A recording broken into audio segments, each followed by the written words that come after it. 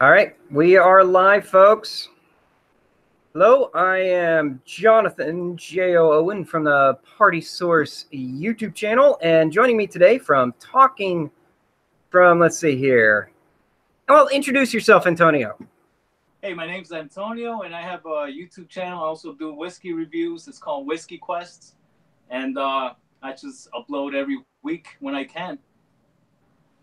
He is a really cool cat. Awesome channel. Definitely recommend you check him out. But this is We Talk Whiskey Wednesday, and well, what could we talk about today as we kind of get this ball on the roll? I'm going to start off by showing you what I'm going to be drinking here. And that is going to be, for me, I've got an option of two tonight. So I'm going to start with a little bit of bourbon. I'm going to start mild with some Basil Hayden 2x2 rye. And that's, right. Yeah, so I'm going to start with that. And then I think, yeah, I kind of short on scotch, but I got this lovely mezcal that I picked up here. Figured that'd be a nice smoky alternative for my later. Yeah, I've heard of mezcal being referred to as the scotch of tequila. Yeah.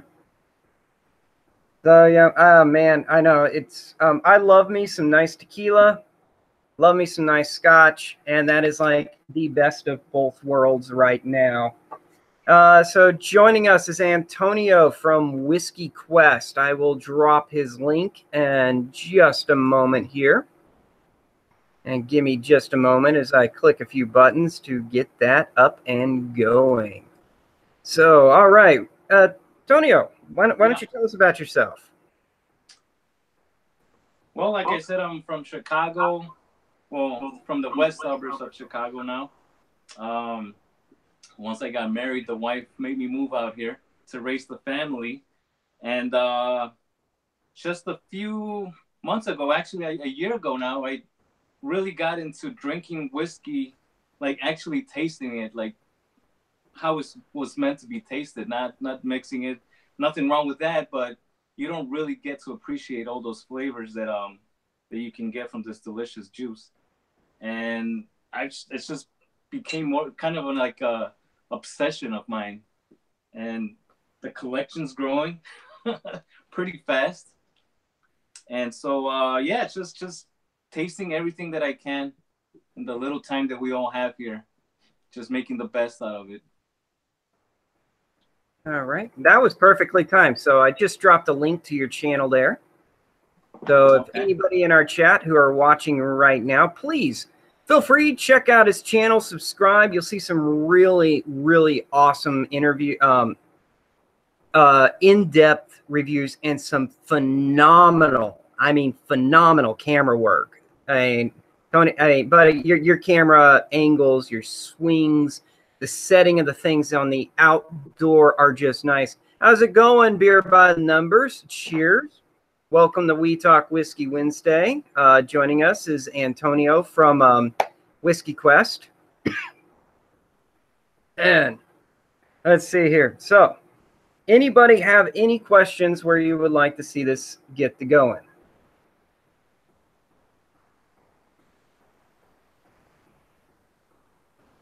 That is a very mild bourbon. What was it you're drinking now? I am right now drinking the Basil Hayden 2x2. All right. It is a Marty and I did a review on it. It's Kentucky straight rye whiskey blended with Kentucky straight bourbon whiskeys. Unfortunately, they cut it straight down to 80%.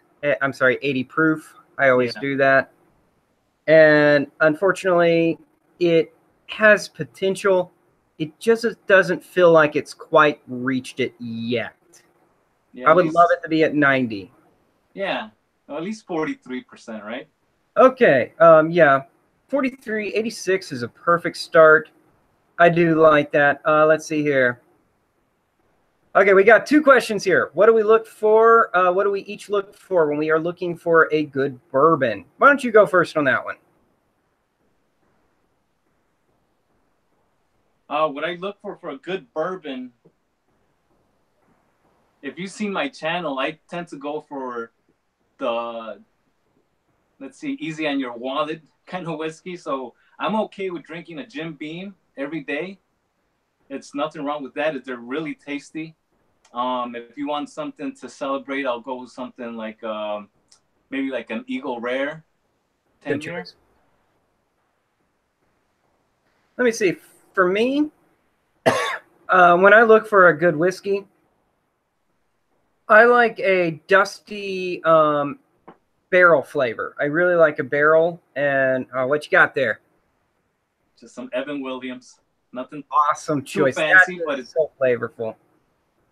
I like a rich bourbon. You know what? I'm going to put it in layman's terms. It's like finding a good stout beer for our beer fans out there. When you find a good stout, you have that thick flavor, you have the tannins, you have a hint of oak, and then you have on top of that a flavor that just sticks to your palate.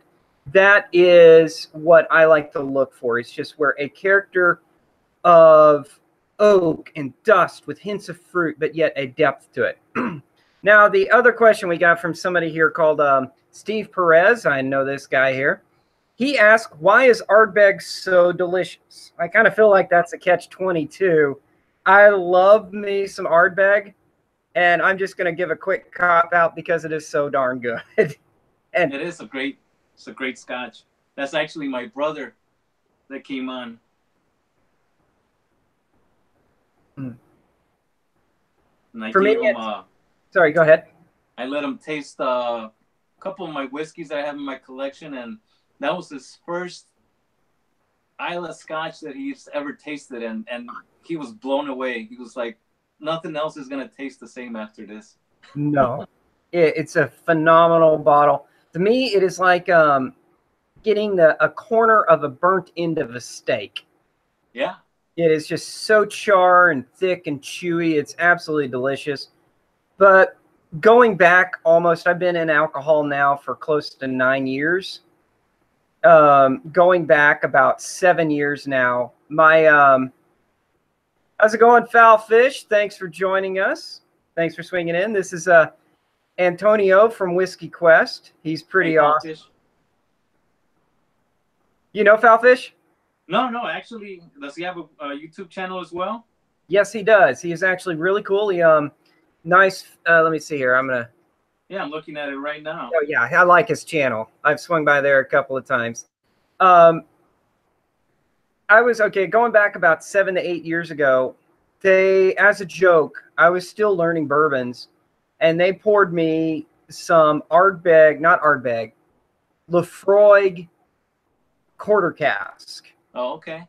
And so for those of you who don't know, a classic bourbon barrel is 53 gallons. A quarter cask is, I'm going to say, 12 to 15 gallons. And so the idea is smaller amounts in a smaller barrel, so it is much more concentrated. They poured me some of that. I took one sip, and and I passed my notes over. And they looked at my notes, and they thought it was hilarious because my notes said, no redeeming quality to mankind whatsoever in this bottle. And since then, I describe Isla Scotches as Stockholm Syndrome. You taste it, and you say, God, I'm never going back there again. And then eventually you just gravitate toward them, and that's where you go. That's where you love. So yeah, definitely. I mean, some people, like my brother, taste it for the first time, and myself too. And you just fall in love with it, or some just have to gradually work their way up, or you just hate it. You know, it's one of those things. Like I would say, almost 2 years ago, I might sip an IPA, but now it's like I look forward to them. Yeah. See, yeah, it just grows on you.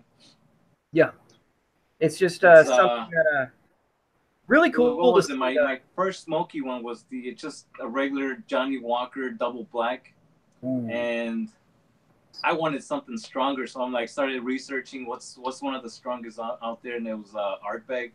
And I was at a store and I found it on sale for $40. I'm like, I am not passing this chance up. I picked it up, tried it, and just fell in love with it. And after that, I'm like, I just been on a hunt for good deals and you know, those Isla Scotches.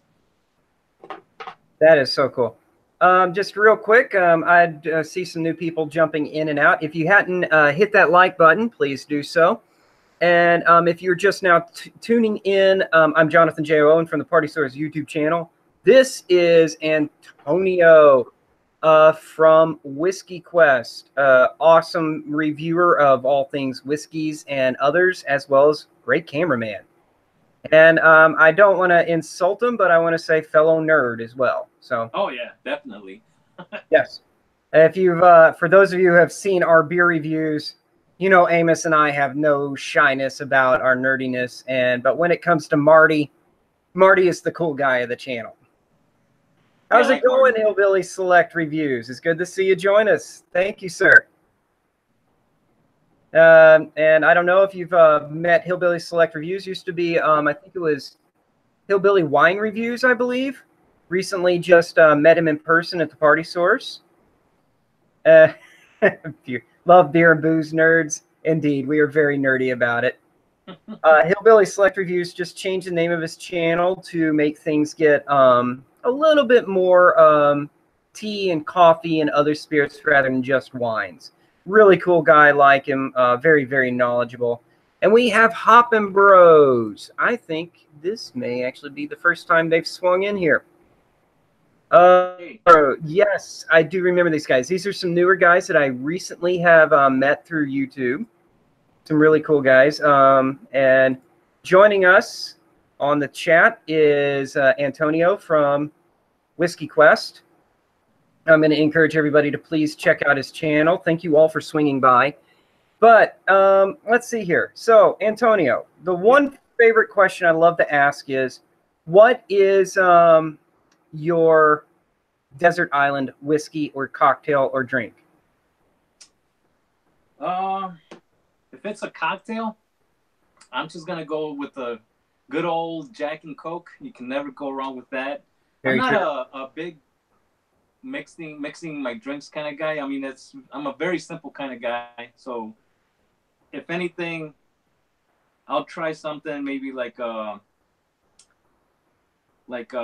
Canadian whiskey with ginger ale, you know, if I want to switch it up. But that's as far as I'll go, pretty much. How about you? Well, for me, cocktails, I'm a huge Negroni fan. I also really and truly, when I go to a bar and I want to test their cocktails, hello, Dila, how you doing? I always test them with a Manhattan or an old fashioned, because an old fashioned is super hard to mess up, but also incredibly easy to doctor and make so much more cool. Okay. And there's been quite a few times I've gone in the bars and I've said I would like an old fashioned, and they're like, how do I make that? Which old fashions are just sugar water, cherry, orange, soda, and bourbon over rocks. Super simple. And it's just kind of one of those ones sometimes to where it's like, how do you not know this? But some of the basic things. Maybe I just haven't found the perfect cocktail. You know, I'll have to go out to some bars and try different ones and see if you end up in my corner of the world over here in Kentucky, Cincinnati, I have quite a few friends who are some really high-end bourbon cocktail guys, and I'm sure those guys changed the way I thought of cocktails. Truly, truly amazing. Okay, so cocktails out of the way. What's your desert island whiskey you'd be trapped on a desert island with? I'm going to go with Ardbeg. An Ardbeg 10, and I'm happy. It'll keep me nice and warm in those cold nights. And I'll just drink that year-round, I'll be honest. I don't care. It's so good.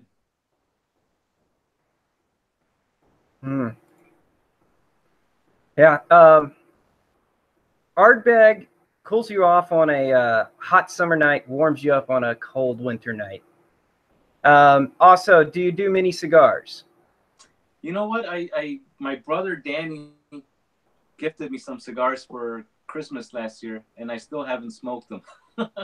But I think I have my hands full with whiskey, and I know if I go down that road, it's gonna be like even more nerdiness happening because there's so much to know about cigars themselves. I mean, the Oh, way goodness, they're yes. made, where you get the tobacco from and the leaves. There's just so much, and like the history too. Indeed, man, you start diving into tobacco, and I've only been in it now for about a year, and I'm just scratching it. It's definitely an addiction. You can't see it, but I have this nice big humidor above me. Real quick, I'm going to throw out what some of the people are saying in the chat here. Beer by the Numbers saying to come out to the Midwest, people love a great old fashioned, and it's weird to find someone who can't make one. That is very true. I've gone into some bars, and I've just literally I said it just takes orange and cherry. She grabbed grenadine and she grabbed orange puree and she started to put them into the glass. I'm like, no, no, no, a real orange and cherry. We then have Dila's Guppies saying cocktails are her jam, as well as she loves being a bartender and makes bomb drinks. And tobacco is really good too. And the reason why I always bring up tobacco is because Ardbeg is like a rich, fine cigar sometimes. It is just a wonderful smoke. Yeah, definitely. Yeah. I could easily pull out my humidor and just start showing you cigars. But this is We Talk Whiskey, not We Chat About Tobacco. We Talk Tobacco. We Talk Tobacco. There we go. All right. So another reason I haven't really gotten into it is because, I mean, just like you drink a glass of whiskey, it could take you, you know, if it's a really complex whiskey, it'll take you maybe up to 30, 40 minutes to drink just this much, you know? Yes. Same thing with a cigar, you know, you gotta sit there and enjoy it. And sometimes you just don't have that time. No, you wouldn't think about it, but some of your basic cigar sticks can be smoked for 2 to 3 hours. And you don't realize it, but that's what our American ancestors used to do. They would have smoking rooms and they would just go hang out and they would smoke a cigar and just talk. I mean, before TV. And it's quite unique. I was kind of having that philosophical debate in my mind about that earlier today. And it's just really, really cool to see how it's evolved. And now we have like these cigar smoking rooms. But this is a long roundabout way of me saying, when I'm going to smoke a cigar, it's best I do it on my patio. And I like to do it outside. The weather has to be nice. These cold winter nights, I don't want to do it. I have to find a bar. Yeah. And it's so I don't do it much. Now, I am going to swing back here, and I'm seeing behind you, I see Ardbeg, I see Sexton. Is that old? No, wait, that's Glenn Grant. Grant's there. Oh, yeah, Peace Pipes. That's right, Dila, Peace Pipes. Okay, and I see Sexton on there on the left. What is that just to the right with it looks like a USB to the left of the Towler Merdu and the right of the Sexton? Oh, the white box in the back? Yes. Oh, that's just Bushmills white label. Right there. I have not tried that. Really? That is surprisingly good. I mean, not everybody's going to be a fan, especially if you're a more experienced whiskey drinker, you know, like if you're drinking really complex stuff. But if you just want something to sip on and relax, like you said, on your porch after a long day of work, that'll do the job perfectly. That's did you get the chance to try the Johnny Walker White Walker? No, not yet. Actually, I wasn't too hopeful about that one, but I've heard some good things about it, especially that it's meant to be drank chilled. Yes, it brings out some really good flavors. But they gave I'll have to pick it up and see for myself. How about they gave it to me, and it was in a and. Had I not been told what it was, I would not have been able to tell you that that was John Walker. Really? Because I think they took the proof, I believe, the 92 proof, and they designed it so it would be cold. Yeah. Okay, so Beer by the Numbers is throwing out a great question here. Where do I start if I want to move beyond Jameson for my Irish whiskey enjoyment? Bushmills, if you want to try something a little bit smoky. Um, kind of, I'm going to try and talk a little beer lingo here. Jameson is like your basic pale ale, very simple, not much to it. Bushmills is closer to a smoky oyster stout. You get a little bit more complexity to it. You get a thicker body, and you get smokiness. I also highly recommend, if you really want to go all out, you'll probably back me on this one, Antonio, is Redbreast. Oh yeah, yeah. Everybody's just there's nothing but good things to say about Redbreast. Um, One I do always recommend is the one that you pointed out earlier was the Sexton. Would you grab that bottle? Is really delicious. Can I ask you to show the bottle off? I'm sorry. Oh yeah, sure. Let's see. So our friends here by Beer by the Numbers could see that.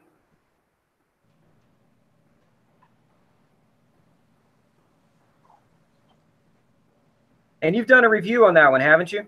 Oh yeah, definitely. It's up there. That is also in our area about $29, I think. Yeah, it's really priced at the right price. 25, depending where you go, right? It's always different prices, but this one around here you find it at $20 on sale, and it's a 4-year-old Irish whiskey. It's phenomenal. Everybody I give it to just loves it right away. That is a good one. Let's see. Jameson. Wait. You know, another good one, Beer by the Number, is the Jameson Caskmates. You being a beer guy, you probably could get a interesting jump into those. The Caskmates are where they start out with the Jameson barrel, which had Jameson sitting in it. Then they send the barrel to different places. Like one was to Guinness, where they put Guinness Stout in it. Then they sent that barrel that had the Guinness Stout in it back to Jameson, who put Jameson back in it, and then they gave us that barrel. I was about to dive into the IPA. I'm glad to know that you like that. That is, man, that is highly citrus. He says he has the Caskmate IPA version. And that is, honestly, I had almost no hope for that. And then I tasted it, and I was just like, this is delicious. Yeah, you never know unless you try it, right? Yeah, that's very true. There's been quite a few times to where distributors, in my job, it's quite often where we get distillers and distributors coming in. And I say this often because they seem to think that I know what I'm talking about. How in the world that got out there, I don't know, but they always make sure that I taste it. And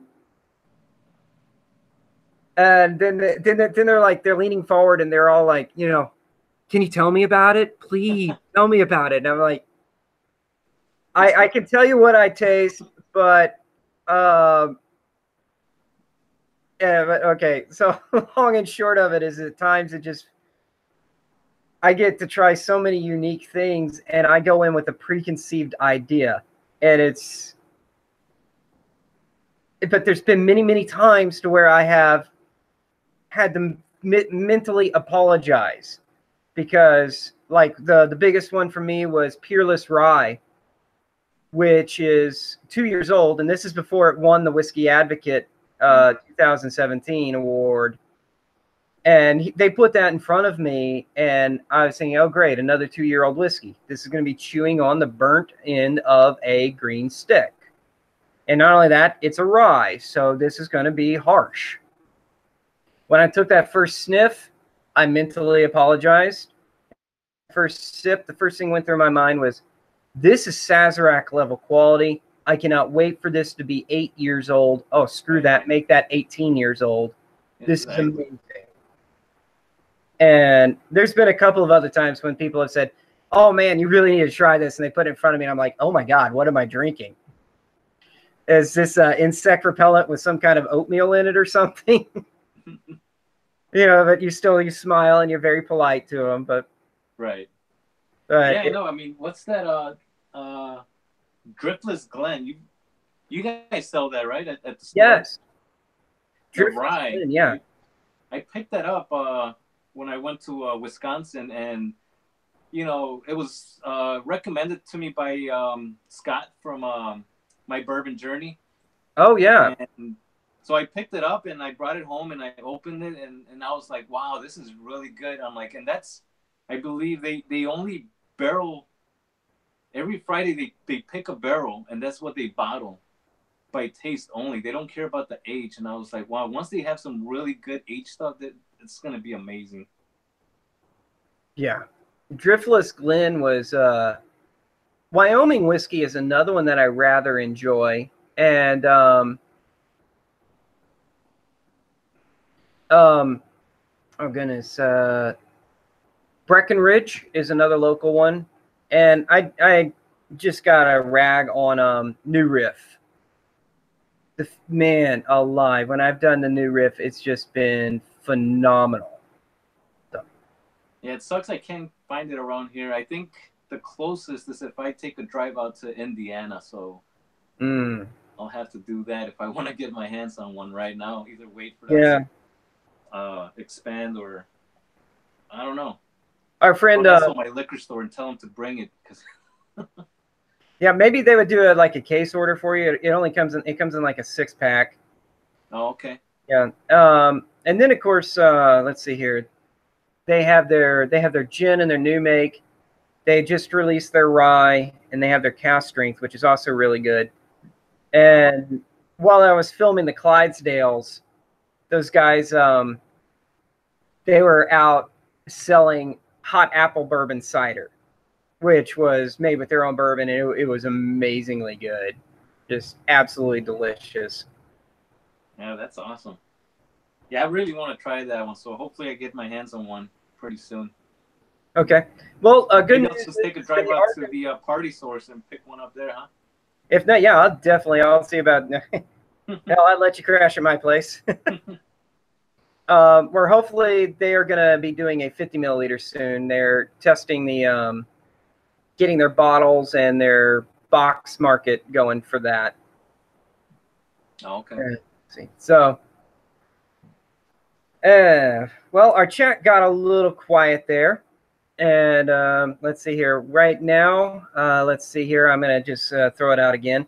This is Antonio from good old Whiskey Quest. Awesome channel. I'm going to go ahead and I'm going to drop the link there again, guys, if you care to check them out and subscribe to them. Awesome place. If you're new to our channel here at the Party Source, please like, subscribe, all that cool stuff. But I imagine most of you know that. If you haven't already, please hit that like button. If you have, cheers. Let's see. Hey, Rod J Beer Ventures. This is a really cool guy. He met me out at the when we were filming the Clydesdales. Rod, this is Antonio. This is awesome Whiskey Quest. I highly recommend you check out his channel because he does like his stuff. And really, really good artwork. Oh, okay. I missed also a comment here from Steve Perez here. Steve says have we tried the Allagash Caro?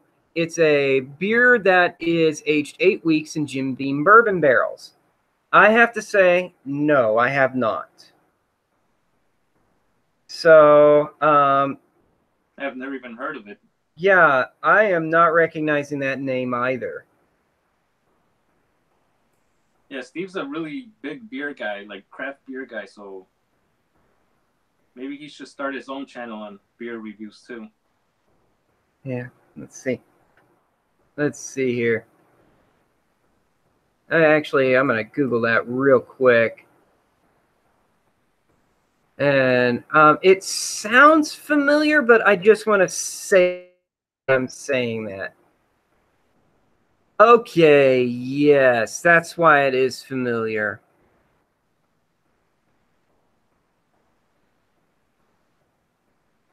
Okay, it's a Jim Beam bourbon barrels. In July 27, they brewed a batch of triple and placed in the bourbon barrels of Kentucky. They are not available here in the Party Source. They have an average of 4.28 rating on Beer Advocate. Beer by the Numbers, if you're still in the chat, do you know anything about that one? Because he's definitely a guy who would know. That guy is pretty amazing with his... Okay, and Rod, if you're still in there, do you know anything about the Allagash Kuro? I think I'm saying that right, if I'm reading my French correctly. Allagash? I don't know. Yeah, I know EAU is pronounced O. Oh, okay. Yeah, I could be pronouncing the cure part wrong. But as Marty would say, as I tell Marty, I barely speak English. So, and that's my native language. So French is not my best language either. You know, that's the thing with doing these reviews, is that pronouncing them, trying to get them right, you know? Yes. Okay. Well, Pure by the Number says he knows it's a Belgian triple, but doesn't know much beyond that. It's just, I hold Beer by the Numbers in extremely high regard because the guy is intensely knowledgeable with this beer stuff. And anybody who doesn't check his channel out, really, really awesome stuff. He does like these weekly history things of, and just also thoughtful discussions. And I think it's your fiance, his fiance, they have like this annual, like weekly beer discussion. Really cool. Rod Beer Ventures says he would love to check it out, even though he has not tried it. And let's see here. I gonna spice things up now with this mezcal. This is an absolutely amazing one. It is made with lumber and espadine. It was let's see here, batched in 2014, bottled in 2015. It is super thick. It is batch number 17, and it is rocking in at 96 proof. Oh my gosh. Since you're bringing up the mezcal, I don't know much about mezcal. How do they have to age that at all, or can it just be clear like tequila? Sorry, what was that last bit? You kind of cut out there. Oh, the mezcal, does that have to be aged, or can it be always like clear like tequila, or how does that work with the mezcal there? There is a big argument about that. Oh. And it's becoming a little bit more accepted to where mezcal can be aged, but if you start diving into some of the really old school mezcals, no, it is not supposed to be aged. And so an awesome book to read is, hang on just a second, and I'm going to pull that up here, is, let's see here, Mezcal Rush. The Mezcal Rush, which is by Granville Green. Fantastic read. And just basically the man spent like 3 years combing Mexico, chasing down some of the best mezcals. And before I start diving in this real quick, Perez says when he tried the beer, it tasted, when it was cold, it tasted like beer.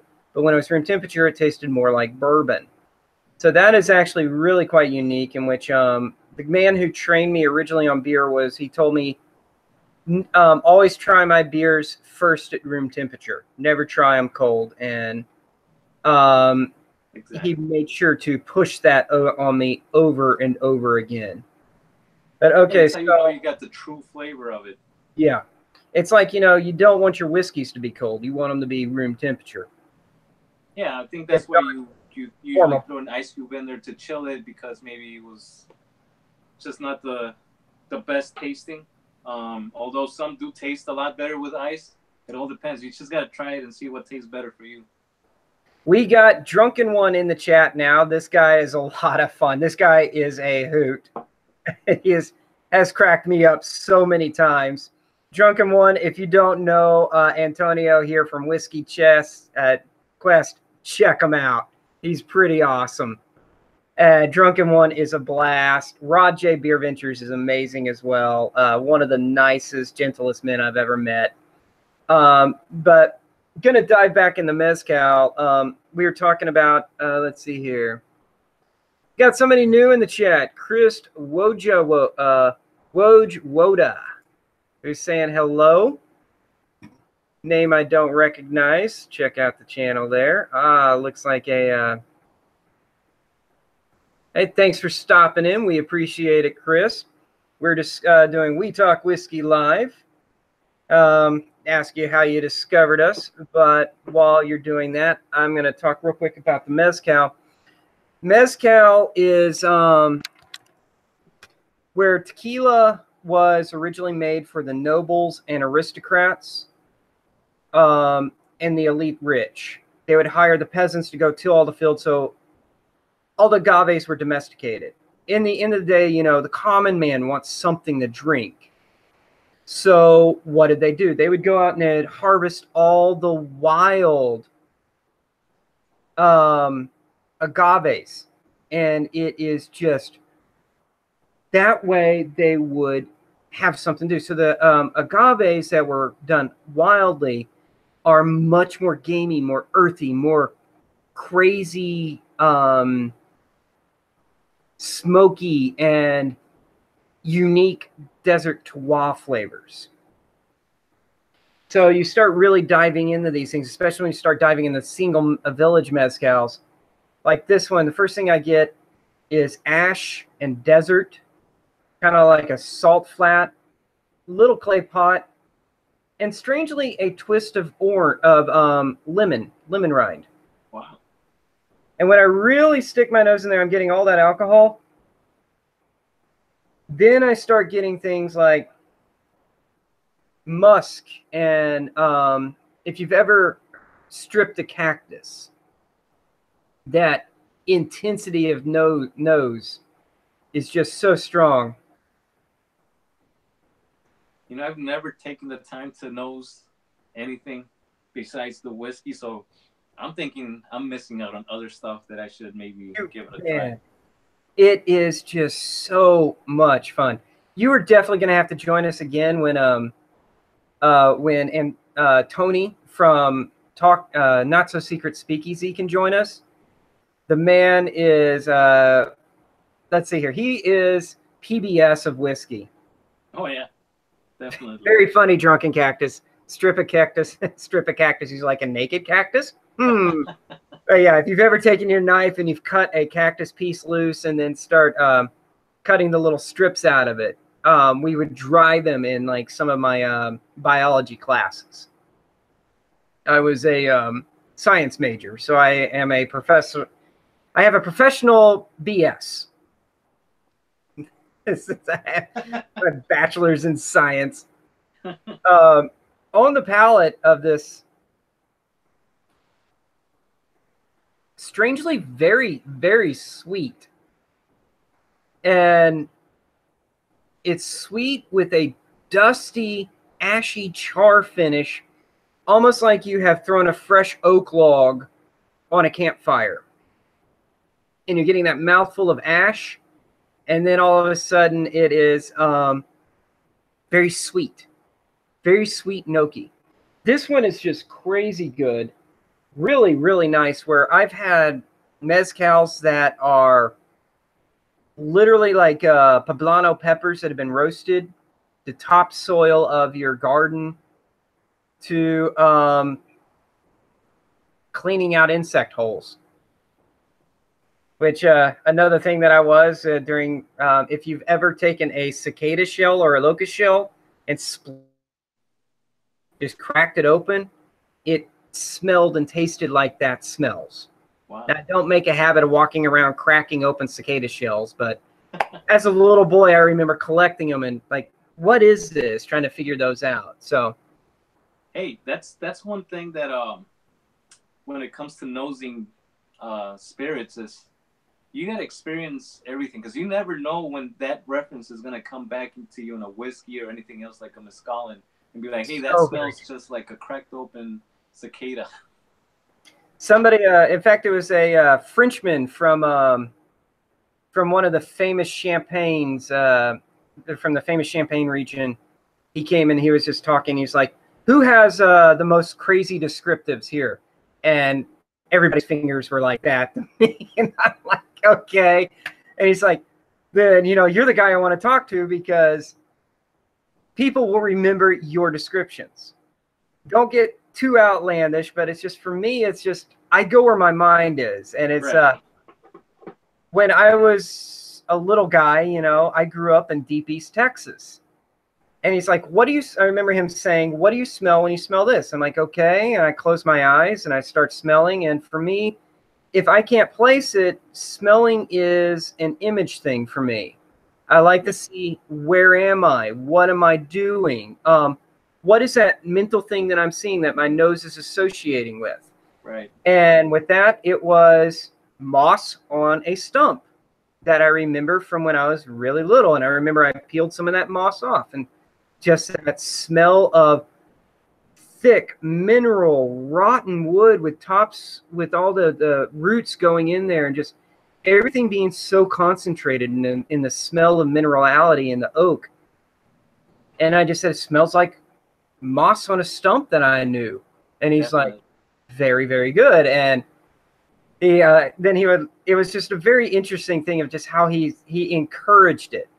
You know, if it's quite often at the party source, I am made fun of for my descriptions, to where, yes, one of my coworkers, who is no longer with us, he passed away, he started making fun whenever he couldn't. He was like, smells like grandma's booby sweat. So he never let me live those things down. No, yeah, I mean that's why a lot of people, sometimes you hear them say, "Oh, that reminds me of Christmas." You know, maybe there's a piney smell or cinnamon to them. Who knows? It just reminds them of Christmas, and that's what it is. You know, that's so very true. It's like, what do we make? What is our association with Christmas? Pine trees, cinnamon, turkey stuffing, cranberries. And if not, we like to think of those crisp smoke and fire smells of the chilly air with the dry wood in the air, where there's just everything is so closed in on itself. Right. And also another one that I love to say is, when I do my whiskeys, is I like to say Kentucky Terroir, which is to where, if you ever end up at the rick houses and you just standing on around those rick houses, and the smell of Kentucky is everywhere. You have the hills and the wind rolling off those hills from those pine trees and oak trees, the meadow flowers mixing in there. And then you have the oak of those rick houses with the angel share in the air. It is one of the best smells in the world. You nailed it, Drunken One. Nothing like a good campfire smell. Oh, wait. Tire fire smell? I did not read that right.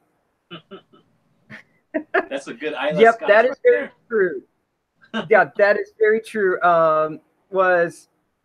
They said, did you ever get to try Ardbeg's Ardbog? No. That was just, it came out, I'm going to say, like 5 years ago. And they used bog. They actually used bog water as their cutting. And it was, wait, am I saying the wrong one?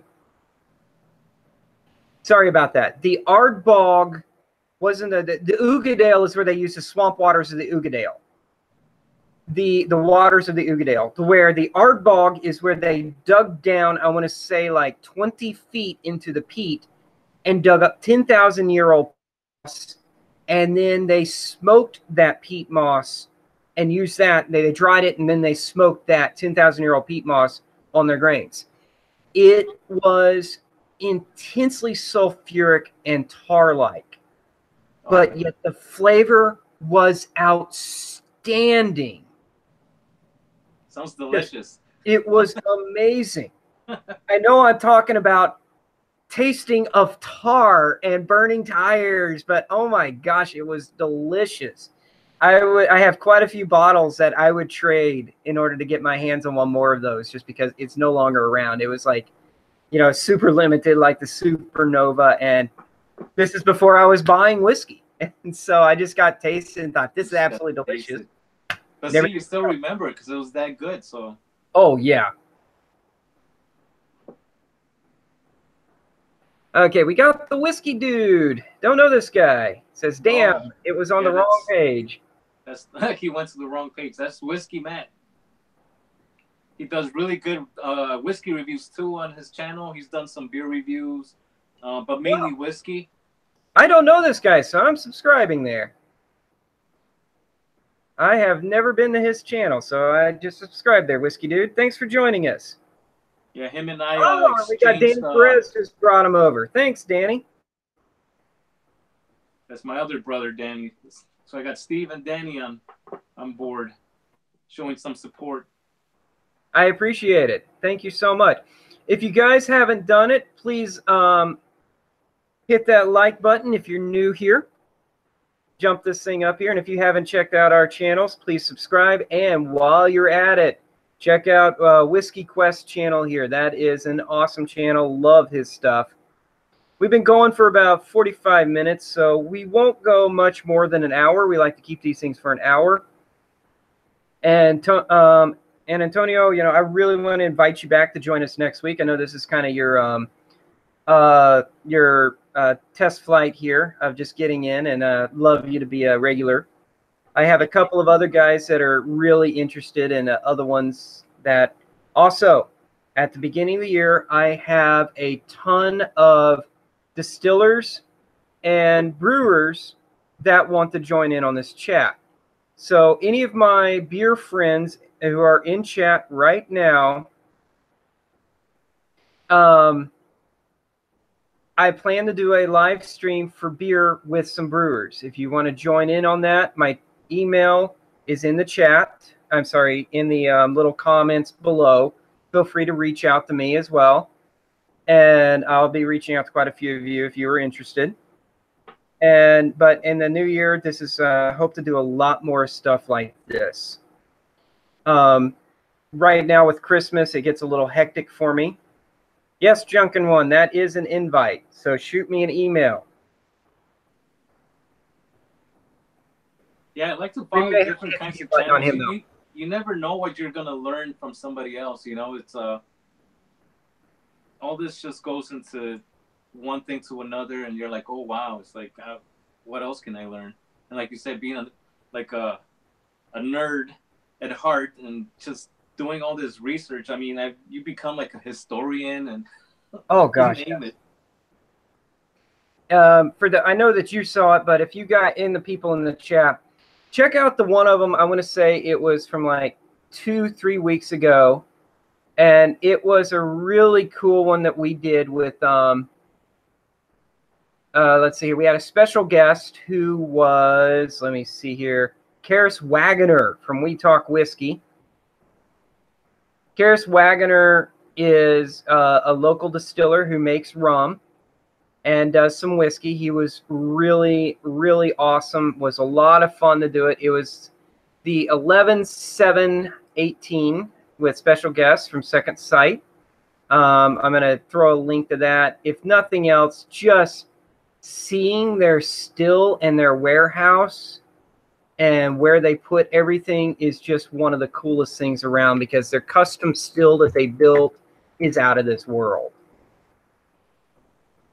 But anyway, so Antonio, I will keep you informed about next week. I don't know what my schedule is, but sometimes I am working till 10 because it is Christmas at the Party Source. Yeah. Yeah, let me know. It'd be great to do it. You know, it's Jim Beam released that that bottle. What's it called? The one celebrating the repeal of prohibition. Yeah. So on December 5th, it's you know, it's when it all happened that we all got to drink some delicious juice again. Oh, that is awesome. And 85 years ago, this is it tomorrow? No, on the 5th, December 5th. December 5th, next Wednesday. Right. Next Wednesday. So that would be perfect if we can manage to get on and maybe celebrate that. That would be definitely repeal day, and We could always open up the chat, just let some people jump in and just see how well. I mean, let beer people jump in if they're interested. Let's see here. Rod J. Venture says every day is Christmas at the Party Source. It certainly seems like it sometimes. Getting in some of that crazy stuff. And Drunken One says he has the wrong job. Like I said, he is absolutely hilarious. I'll check him out. Let's see here. And let's see here. I'm also, for those in the chat, I'm also going to throw out, for anybody who doesn't know them, check out Craft Beer Pours. It is a beer channel, but that guy is really cool. They do some awesome live streams. They certainly help the community. Great place to go. If you haven't checked them out, Antonio, I definitely recommend it. Oh yeah, I'm gonna go back and check out, everybody that joined that has a channel. And yeah, I don't think they're actually in the chat. Hang tight. I will. Just for the heck of it, I'm gonna drop. Yeah, they're actually live now. So I'm just gonna throw out. I'm gonna throw out their link so you can see that. This is just for Craft Beer Pours. Those guys are so cool. They certainly have helped me a lot. They've introduced me to a lot of really cool guys like Drunken One and man, just some really. Looks like Drunken One's the only one here from them, but their community is really awesome. And let's see here. All right.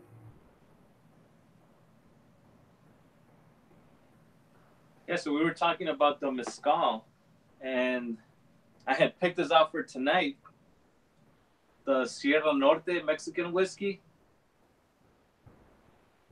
These guys did mezcal, and because of all the shortage of agave, they found their distillery being shut down most of the time.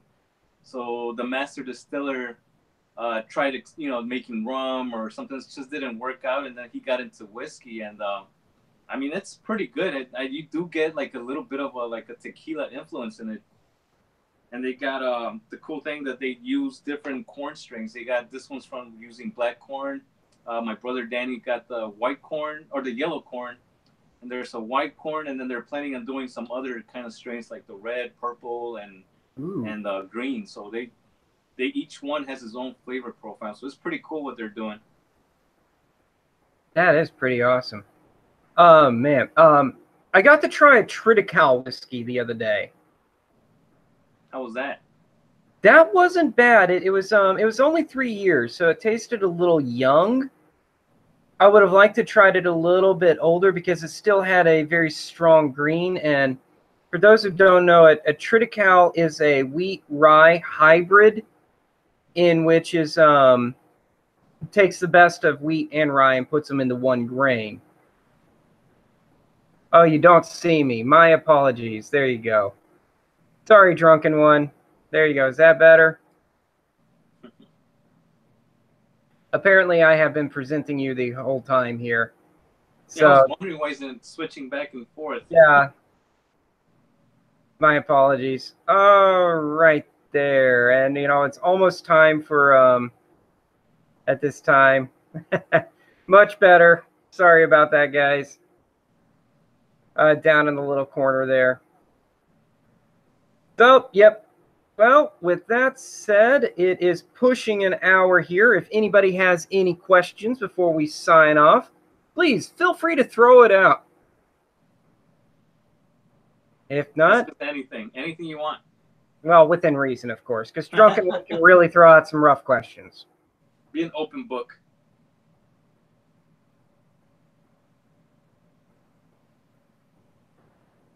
So let's see here. I am going to throw this out as in what do you think is one of your let's see here, your idea for a perfect Christmas whiskey? Oh, you asking me or? Yeah, sure. Fire away. What was the question again? Perfect Christmas whiskey. A perfect Christmas whiskey that you can share with anybody, whether or not they're whiskey drinkers or not. Then you would have to pick something, being a Hispanic person, we like to drink something called ponche, which is just fruit punch. Okay. You just boil all these fruits in, and I think you can mix that with any kind of bourbon, pretty much. But you would have to pick something special. I'm gonna go with Eagle Rare on that one because it's, Nice. you know, they make some good stuff there. No, Danny, it's not on a budget. It says Crown Royal Rye. Drunken One says Crown is good. You know, if I could get my hands on it, I would just love to be able to have an Elmer T. Lee in my collection again. It has been about 5 years since I've been able to buy one. And that is just very sad to me because I love me some Elmer T. Lee. How much is that roughly? It used to be right around 34. Now I think it's like 50. Oh, okay. So it's still reasonable. It's not gonna, break the bank. No, it's not crazy expensive, but it is a good bourbon, good whiskey. Yeah, I was trying to get the Blantons. That's pretty hard to get around me, and man, people know, and they'll jack up the price. What was it? It was $90 for a bottle. I think they go for less, right? Like maybe 60. Yeah. They So bounce between, honestly, they seem to bounce between 56 to 62 now. And this is just for all of you guys watching. If you walk into a liquor store and you see Blanton's, any Buffalo Trace product sitting on the shelf, like let's just throw out the infamous Pappy Van Winkle. That most Pappy Van Winkle goes for retail $50 to $250. On the secondhand black market, you're looking at from 200 to $2,000. You walk into a liquor store and you see them selling a bottle of Blanton's for $500. You see them selling a bottle of Pappy Van Winkle for $2,000. There's a way to get around that. And that is very simple. You cannot make them change their prices, but what you can do is you can call Buffalo Trace on that store. And what Buffalo Trace will do is they will cut their allotment by saying, okay, you want to put secondhand market prices on there? We'll make sure that you sell it correctly, or we're not sending it to you. So that is one way. That is one way to that you can stick it to the people who are trying to cut it out. You know? All right. So there you go. yeah, I mean, as soon as people find out that I do whiskey reviews, their number one question is, "Have you tried Pappy?" I have, and honestly, I wasn't that impressed. Yeah, everybody that's tried it that I know says it's nothing really special. It's just the hype and hard to get. It's something. Yeah. If you're a collector, you're gonna want it pretty much. Yeah, the way I describe it is it's like meeting your favorite movie actor only to find out that they're short. That's a good way to put it. Yeah. Or, like finally seeing, finally seeing your favorite musician in concert. It's really cool to see it, really fun to be there, but by the time it's over, you're half deaf. So bad joke there. All right, so real quick, Drunken One, what's our most expensive whiskey? I have on the shelf right now. It is not a Port Ellen. It is a Duncan Taylor release, and I want to say it is $5,000. Oh, not so secret speakeasy in the house. Cheers. Let's see, for me, maybe not the most expensive, but definitely rare in the U.S. Something that my brother Danny brought back from his trip to Ireland. He brought me a bottle of the Jameson Distillery Edition, and that's a pretty special bottle that I'm gonna open when I reach 1,000 subscribers, and I'll do a live take on that. Maybe some of you guys can join us and for that event and celebrate with that bottle right there. That's awesome. That would be cool. Now, if you're talking about my most expensive bottle in my personal collection, I think I have like one $100 bottle of whiskey over there. Colonel Taylor for like $38. I have some Amaros for like $60.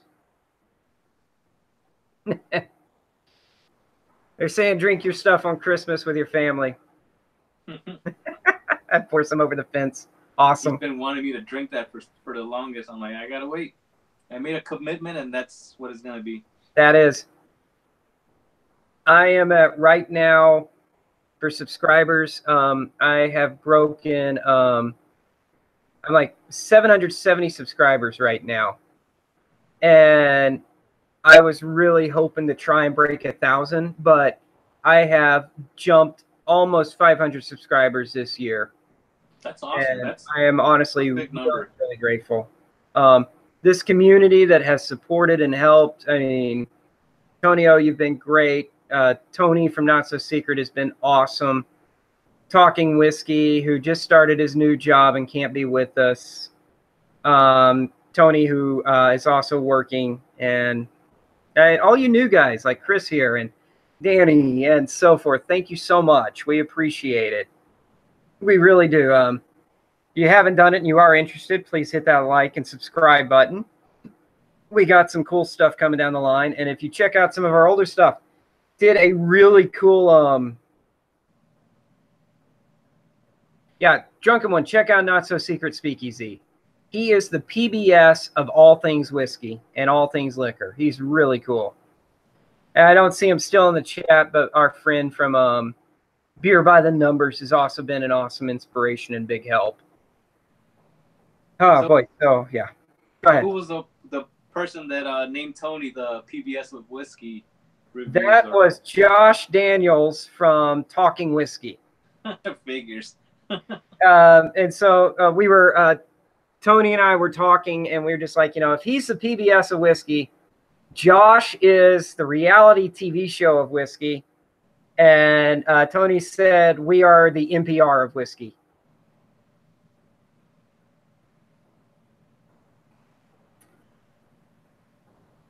That's good mezcal. All right. So, and with this, I am definitely sending an invite out to you all to join us next week. Just watch for the card to show up. And if my schedule permits it, we will have another one next week at around 8:45. Invite is out to Antonio to rejoin us. And I know our friend Tony can't because he's working, but thanks for stopping in the chat. And anybody of our whiskey fans, if you are interested in joining us, please leave in the not necessarily in the comments, but if you look in the description, you'll find my email there. The letter J at OWEN@thepartysource. Check it out there, and you can contact me if you are interested in joining these live chats.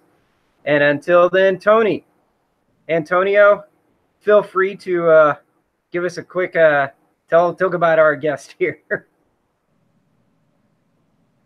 Hey, thanks, Tony. Tony saying I'm cool.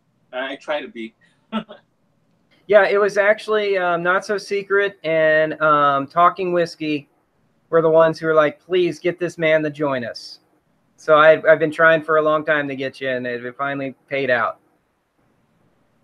All right. And like I said, it's been a busy year, but I'll try to make time for these live events. I mean, they're pretty fun. You said it's been over an hour now, and it doesn't really feel like it. Really. No, it doesn't. It is so easy to just, once you get the ball rolling and start talking.